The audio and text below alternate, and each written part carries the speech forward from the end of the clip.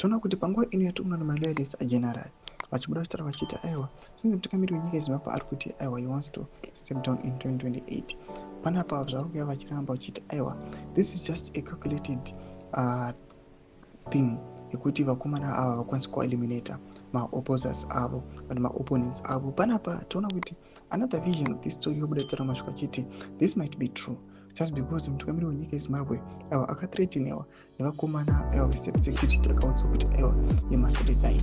Sandabina mashoko anobuda nyuka panapa ndotobva subscribe or like on the bell icon.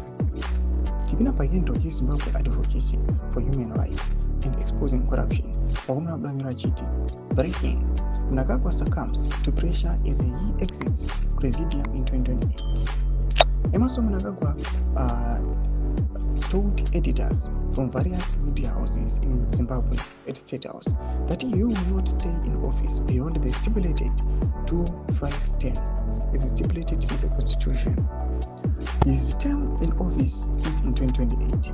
The decision follows a thorough consultation with his family members and close confidants, and was warned by state intelligence the risk he poses to himself and the Republic of Zimbabwe if he stays beyond the 2028 term.